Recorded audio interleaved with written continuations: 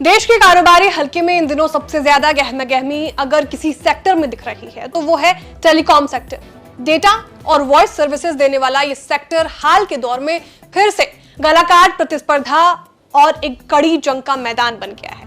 इस मैदान में एक तरफ मुकेश अंबानी की अगुवाई वाली रिलायंस जियो है और दूसरी तरफ है सुनील भारती मित्तल की भारती एयरटेल। 140 करोड़ की आबादी वाले देश में इन कंपनियों के लिए हर शख्स एक यूजर है। हर शख्स का मतलब है कमाई।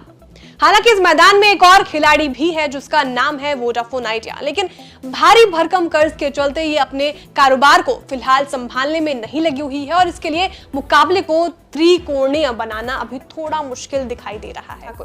देश के इसी टेलीकॉम मार्केट में अभी मौजूदा लड़ाई थमी भी नहीं थी कि जियो और एयरटेल के बीच एक और जंग की सुगबुगाहट होने लगी है।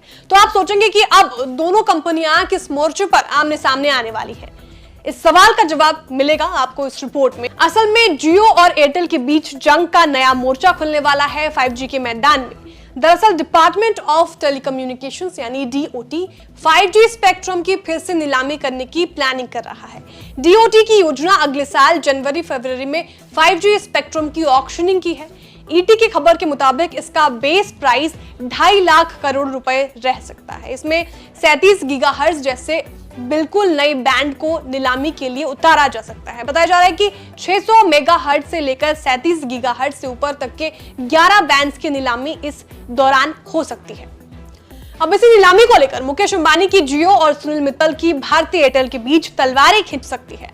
वोडाफोन आइडिया अभी अपने कर्ज और दूसरी कामकाजी मुश्किलों में फंसी है। ऐसे में उसके लिए 5G की इस नीलामी में कोई बड़ी दावेदारी पेश करना मुश्किल ही है। भारती एयरटेल और वोडाफोन आइडिया के कुछ सर्कल्स के परमिट 2024 में एक्सपायर हो रहे हैं। इनमें पश्चिम बंगाल, असम, बिहार और उड़ीसा शामिल है। ऐसे में इन सर्किलों के लिए स्पेक्ट्रम हासिल करने को लेकर मारामारी और तेज हो सकती है। इसे ऐसे समझ लीजिए कि 2022 में हुई नीलामी में देश के सबसे ज्यादा आबादी वाले राज्य यूपी के लिए सबसे ऊंची बोली बेस प्राइस से करीब 80% ज्यादा थी। ये बोली भारतीय एयरटेल ने लगाई थी क्योंकि 2024 में यूपी में उसका परमिट खत्म हो रहा है। 5G की नीलामी 1 अगस्त 2022 को खत्म हुई थी और इसमें सरकार के हाथ 1,50,173 करोड़ रुपए लगे थे।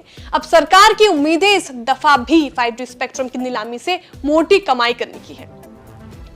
दूसरी तरफ पूरे देश में 5G उतारने और ज्यादा से ज्यादा यूजर्स को अपनी ओर खींचने में जियो और एयरटेल एक दूसरे से बुरी तरह से भिड़ गई है। ऐसे में आने वाली 5G नीलामी से ये तकरीबन तय हो जाएगा कि देश में इंटरनेट और वॉइस के मार्केट में गद्दी किसके हाथ लगेगी। आपको हमारी जानकारी कैसी लगी कमेंट करके जरूर बताएं। वीडियो को लाइक और शेयर करना ना भूलें। साथ ही जो हमारे नए व्यूअर्स हैं वो भी चैनल को सब्सक्राइब करना ना भूलें।